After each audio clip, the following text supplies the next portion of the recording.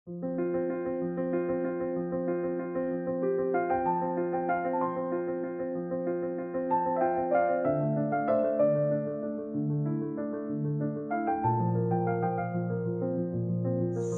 का कोणी? दादा नमस्कार. हो नमस्कार नमस्कार. काय काय तयार आहे? दादा आपल्याकडे वडे तयार आहेत. आपल्याकडे वडे तयार आहेत. हो. 2 वडे द्या बरं. अच्छा आता जस्ट काढले yes yes yes. Okay okay.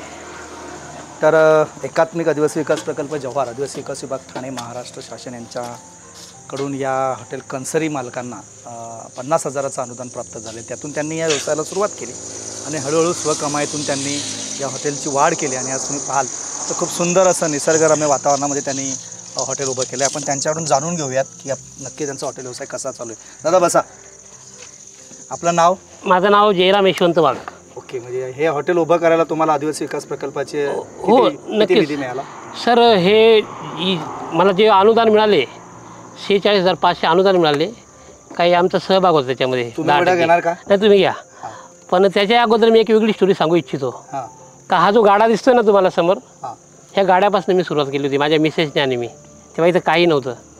मग गाड्यावरनं ही संकल्पना आमच्या डोक्यात आली. मग हळूहळू करता करता प्रकल्प कार्यातनं मला एक जो आम्हाला जो DPTच्या माध्यमातून जो अनुसूचित जमातीच्या लाभार्थी जो मदत असते ती मदत मिळाली. मग मदत मिळाल्यानंतर मला अजून एक उत्सुकता तयार झाली की अरे आपण ही जर मदत मिळाली तर आपण एवढं करू शकतो तर अजून याच्यापेक्षाही काय वेगळं करू शकत नाही. मदतीतून तुम्हाला जसे पैसे मिळत गेले तसे तुम्ही वाढ करतो. हो सर. मी तुम्हाला विचारू इच्छितो की तुमच्या हॉटेलचं नाव खूप वेगळं आहे. आपण अच्छा भारत हा कृषीप्रधान देश. हो येस. त्याच्यामुळे हॉटेल कन्सरी ही आपली माता आहे. हो नक्की कन्सरी नाव देण्यामागचा उद्देश काय? हा तर संकल्पना अशी होती कन्सरी नावाच्या पाठीमागचा हेतू का आम्ही जे आदिवासी आहे आम्ही आदिवासी बहुल भाग असल्यामुळे आम्ही कन्सरी म्हणजे नागरी कन्सरी कणीस असते त्याला आम्ही कन्सरी हे म्हणतोय. काही भागात कणीस आणि त्याला मग कन्सरी हां जसं ती आमच्या आहारात प्रामुख्याने ती आहारात प्रत्येक असते त्याच्यामुळे तिला मी कन्सरी म्हणून नाव दिलं. का आपला आदिवासी परंपरा आदिवासी नाव का देऊ नये वेगळं काहीतरी. ते धान्य आपण पिकवतोय आणि त्याच्या पाठीमागचे जाऊन विचार केला का मग मी नागलीची भाकर का देऊ नये लोकांना. वडापाव तर मला तिकडे स्टॉल मिळालाच त्याच्यात मी उदरनिर्वाह चालू केलाच. पण माझ्या डोक्यात अजून एक वेगळी संकल्पना आली का आपण नागलीची भाकर का देऊ नये. मग कन्सरी प्लस नागलीची भाकर उडदाचा वरण भुजिया असे पदार्थ ते पण त्याच्यात आम्ही खाऊ घालतो. एकंदरीत काय काय तुम्ही इथे विकता? नाचणीची भाकर तिला नागली म्हणतो आम्ही. तिची भाकर बनवतोय. पिठलं बनवतोय. उडदाचं वरण त्याचं घट्ट असते ते उडदाचा प्रकार एक भुजाचा प्रकार आहे तो भुजा बनवतोय. उडीद असतात ते उडदाचं भजे बनवतोय. त्याचं बेसन बनवतोय.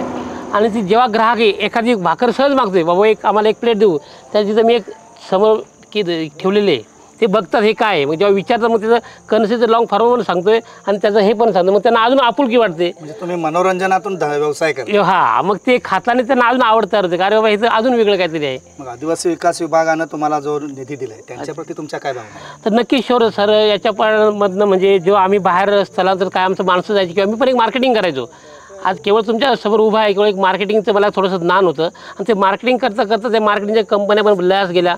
मग अनेक विचार डोक्यात यायचं. मग तेव्हा ही एक गाडा घेऊन मी जी संकल्पना मिसेसने आणि मीच चालू केली. मग मिसेसच्याच नावानं आम्ही एक तिथनं आम्हाला एक हे मिळालं अर्थसहाय्य मिळालं आणि त्याच्यातून हे करता करता माझ्या अनेक आयडिया येत गेल्या. मग माझ्या त्यानं स्वप्न वाढायला लागली. माझ्यामध्ये एक असं स्वप्न जातं अरे मी जर एक करतो माझं जर पोट भरते तर मी 10 लोकांना का रोजगार देऊ नये. अरे वा खूप छान. तर मला जर प्रकल्पामधनं जर मला अजून वेगळं काय अर्थसहाय्य अजून जास्त जर दिले तर नक्कीच सर मी 10 लोकांना रोजगार देऊ शकतो. हे माझी एवढी कॅपेबल मी आहे. बरोबर. मग नक्की तुम्ही आदिवासी विकास विभागाकडून निधी घेऊन हे व्यवसाय तुम्ही आज वाढवताय. मग समाजातल्या अशा काही होतकरू मंडळींना तुम्ही काय संदेश द्याल याच्यात? नक्कीच सर इथं प्रत्येक व्यक्ती जेव्हा माझ्याकडे येऊन बघते ना का विचारते का हे तू हे सर कसं काय उभं केलं. मग त्यांना माझी सुरुवात सांगतोय का मला इथनं मी स्टार्टअप केलं त्याच्यानंतर हे जो गाडा उभा केल्याच्यानंतर मग मला इथं जे कार्यकारी अधिकारी प्रकल्पाचे इकडनं जायचं यायचे ते मला बघायचे. मग तेव्हा आले का आमच्याकडे अशाची पद्धतीची एक योजना आहे अनुसूचित जमातीच्या लाभार्थी एक वडापावची एक योजना आहे ती तुम्ही फॉर्म भर. मग तो फॉर्म भरल्यानंतर तेव्हा ते मला पैसे मिळाले DBTच्या माध्यमातून.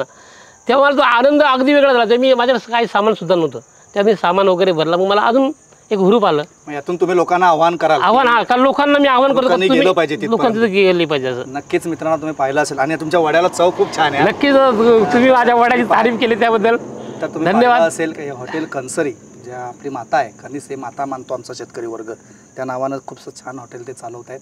आम्ही सुद्धा लोकांना या माध्यमातून विनंती करू, आवाहन करू, एकात्मिक आदिवासी विकास प्रकल्प जव्हारच्या माध्यमातून ज्या ज्या योजना आहेत त्यांचा आधार घेऊन तुम्ही असे वेगवेगळे व्यवसाय उभे करू शकता, स्वतःच्या पायावर उभं राहू शकता आणि स्वतःच्या पायावर उभं राहता तुम्ही इतरांनाही रोजगार उपलब्ध करून देऊ शकता.